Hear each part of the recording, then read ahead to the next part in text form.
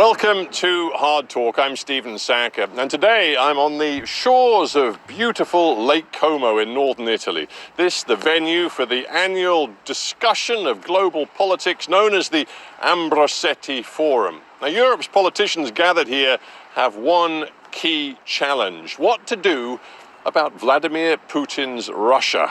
My guest today is Arkady Dvorkovich. Now, till 4 months ago, he was Russia's deputy prime minister. What chance is there of averting the deepening hostility between Russia and the West?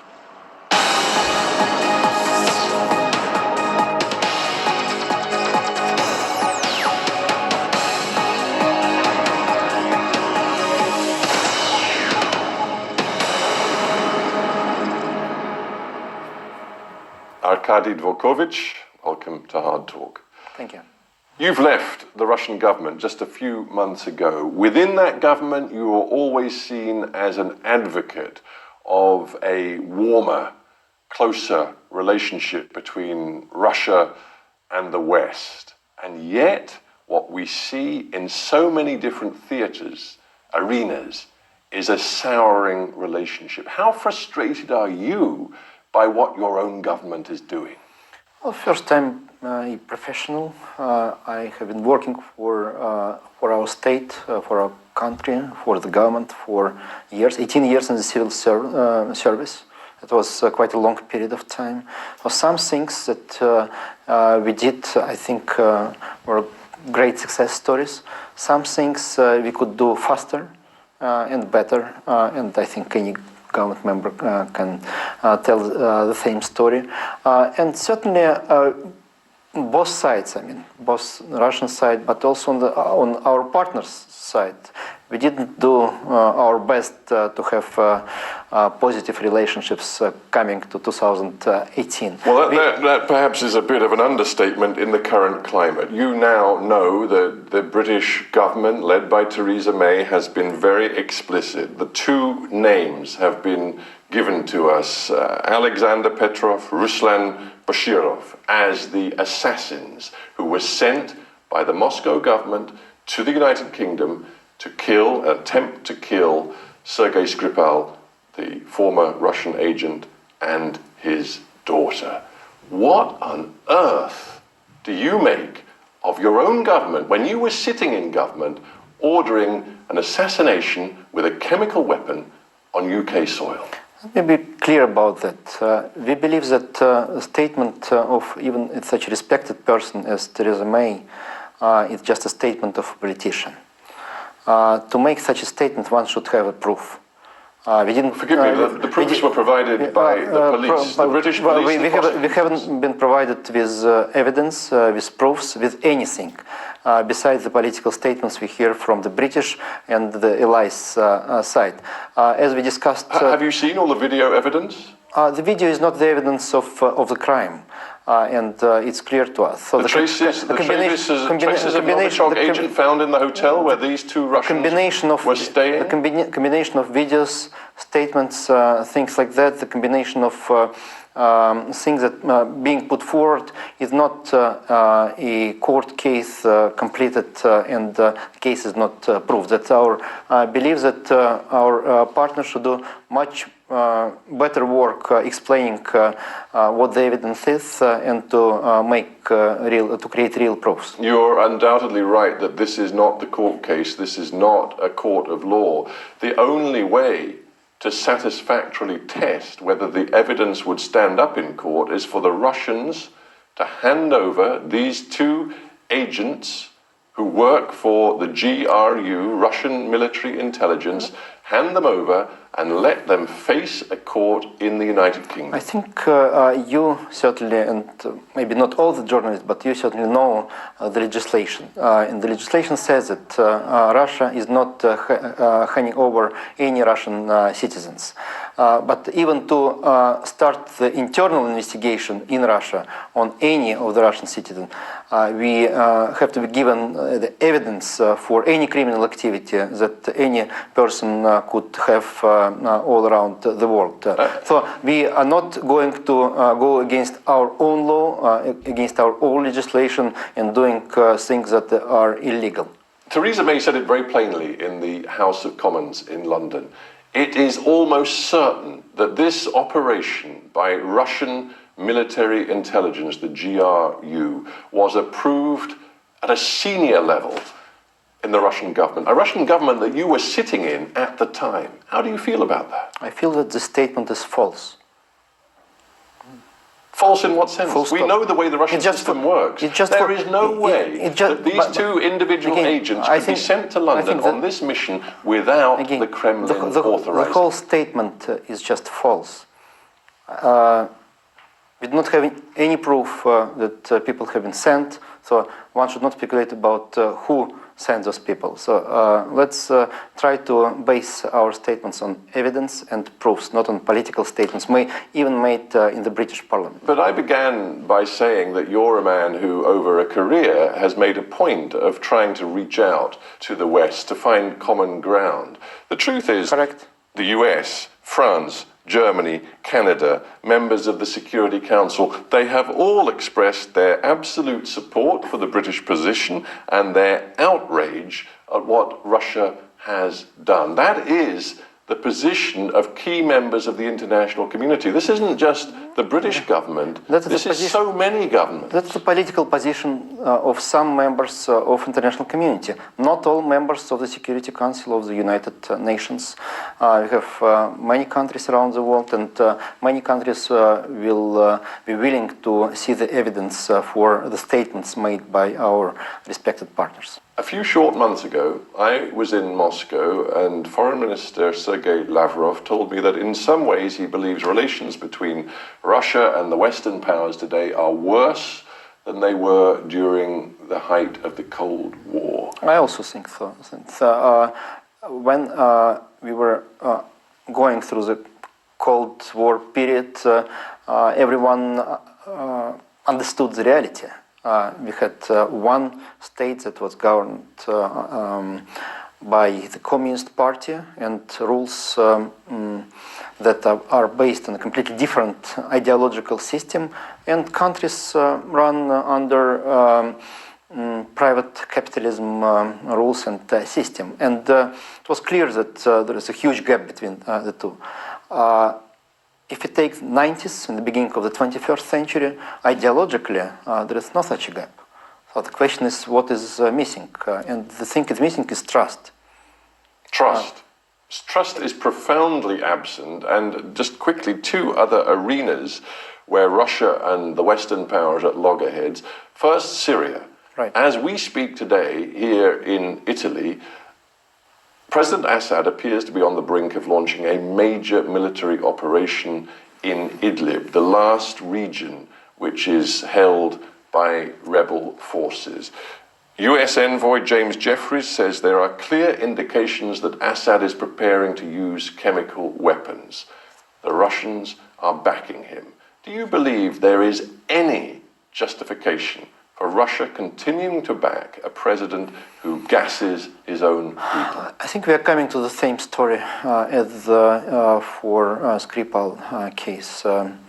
Some people have some evidence and indicating something, while we have a completely different evidence that other people are preparing provocation of the use of chemical weapons as a possible reason for counter action. And that's discrepancy in our analysis that we had. And we warned the international community about a possibility that chemical weapon could be used by one of the parties in the Syrian battle.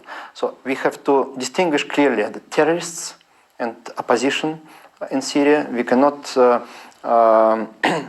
stay quiet if the terrorist groups remain at a certain place. If other governments believe that there are good terrorists and bad terrorists, I don't think it's a good approach. We do not think it is a good approach. We should make it clear who are the bad guys, who are the good guys. As far as the peaceful process is concerned... Let's just be brutally frank about this. You sat in a Russian government as deputy prime minister, which for years has bombed Syria. We know from independent human rights activists, including the Observatory for Human Rights on the ground, that thousands of civilians have been killed as a result of Russian bombing.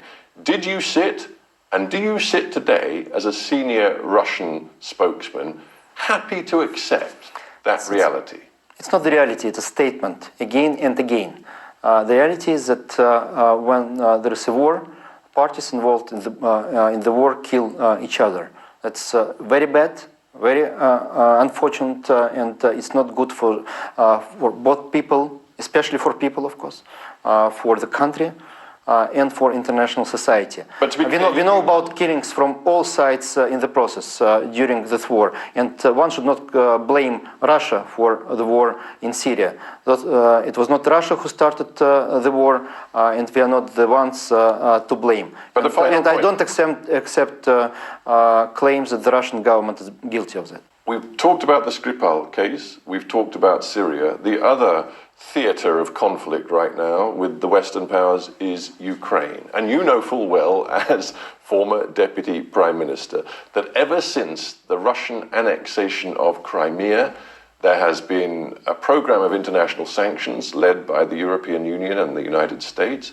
They've been extraordinarily damaging to Russia, and there is no sign that any of those sanctions will be lifted as long as Russia continues its current course in the Ukraine conflict. Do you regret, honestly, do you regret Russia's decision to annex Crimea and to meddle in the affairs of East Ukraine? Let me correct. Let's start with the first statement. You made three statements that we should talk about. The first statement is about the annexation quotes of Crimea. There was no annexation of Crimea. The Crimean people have decided at the referendum that they would like to join Russia.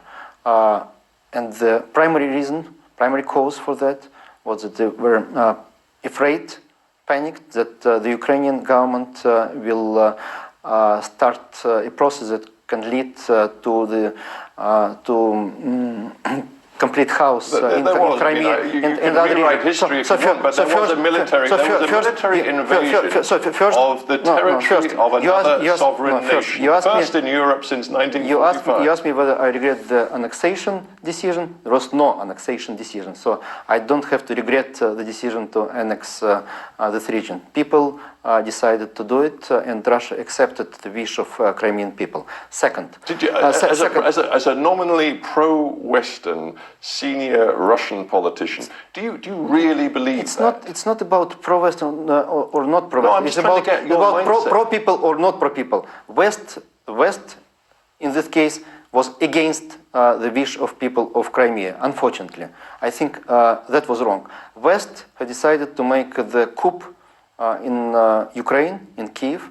It was initiated by the West, and that was the mistake. And I regret this decision by the West. And while being very friendly to the West, exceptionally friendly to the West, I regret the decision made by the West to initiate the coup in Ukraine. Just one more point on trust. Do you think there can be any trust when the United States' top intelligence, national security officials all say there is no doubt that Russia has systematically interfered in the US democratic process, most notably in the 2016 presidential election? We have evidence that similar sorts of things have been done in France. There's been some serious allegation of Russian involvement in the Brexit campaign. What is Russia doing with these covert operations, and how, in your view, can the West trust a country that is conducting this kind of cyber operation? I think those statements doesn't make it easier to re-establish trust. That's for sure. Those statements.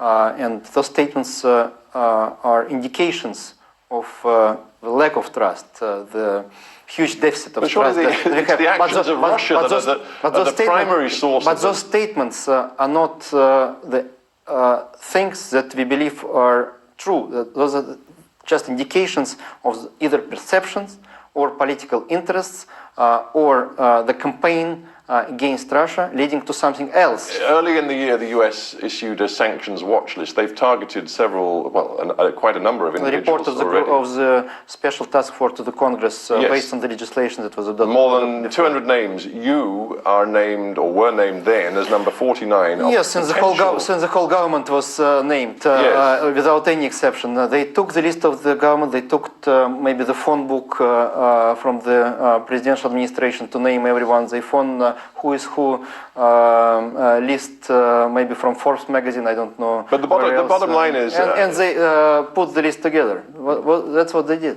Maybe it's what they did, I don't know. But what I do know is that Russia and its economy are suffering. Whatever you say, all of the indications are that it's costing you a significant part of your growth. And let's face it, over recent years, the Russian economy has not been growing at all. But do we still... Well, what about oil prices?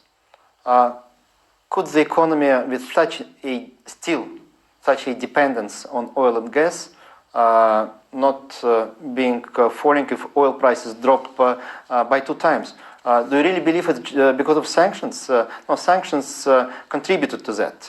1 percentage point is probably a right assessment that we have of the negative effect of sanctions.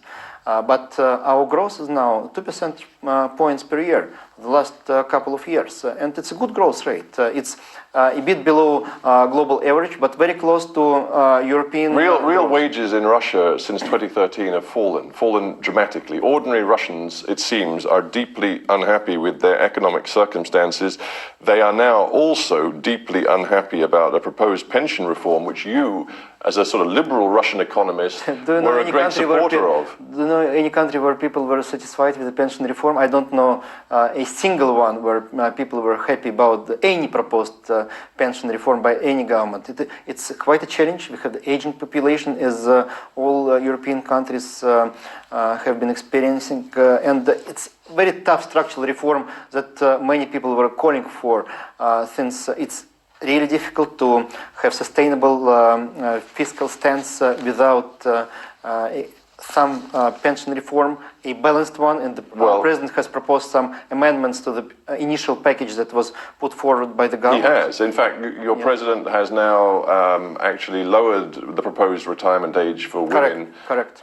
Which indicates that he's very worried about the opinion polling evidence from Levada Institute and others, which suggests that his popularity actually is plummeting, and that even a clear majority of his own United Russia party now oppose this key plank of the Russian government policy.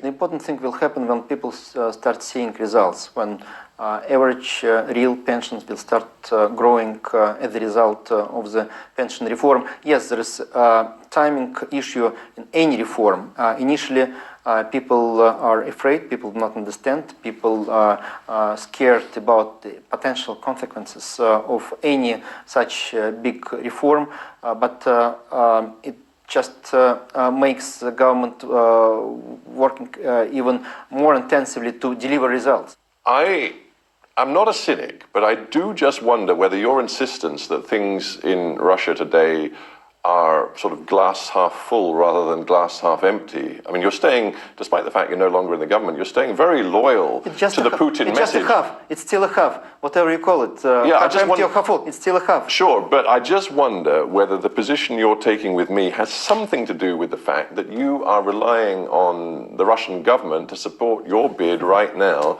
to be the next leader, chief chairman of the World Chess Federation. It's an important political post for Russians, and your government appears to be going out of its way to back your claim to the presidency. I understand your question, but my support to the Russian government is based on beliefs that people who work in our government, and many of them are my friends and close partners, and I know how professional there, including ministers who I worked with for years.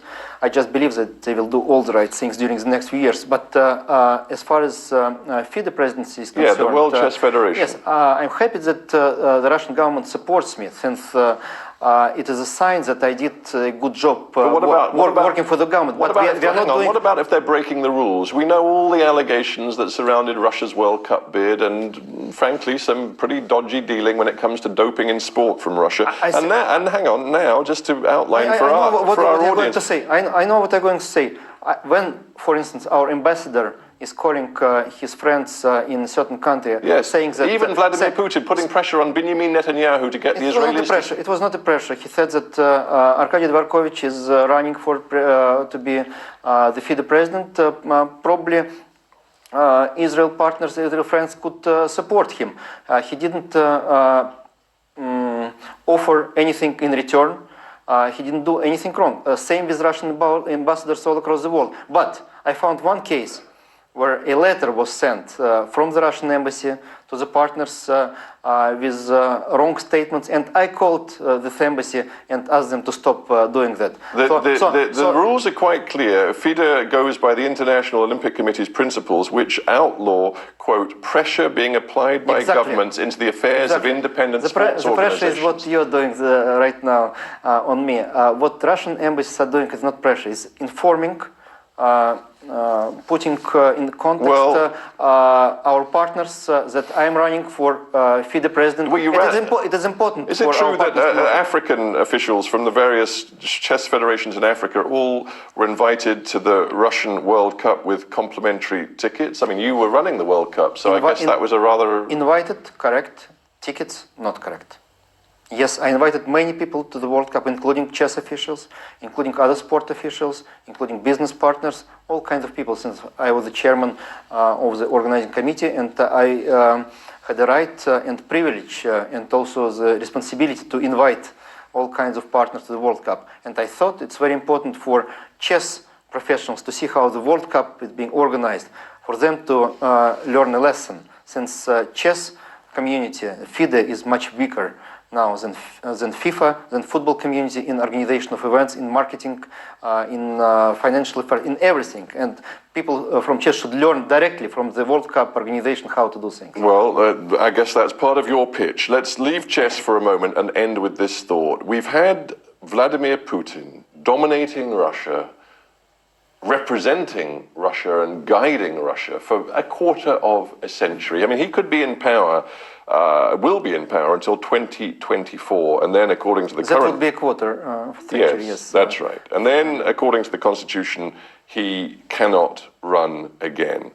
After everything we've discussed in this interview, do you think Russia, after Putin, can continue with this mix of aggressive nationalist policies which have so soured the relationships we've discussed in the course of this interview? Or does Russia need to go in a new, different direction?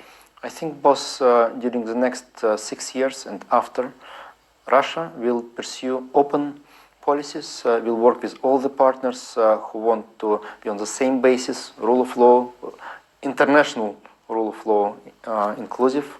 Russia wants to pursue the policies that will fit Russian people, Russian population, increase quality of life, raise talents, conduct innovative policies, and build institutions that will be sustainable for the future.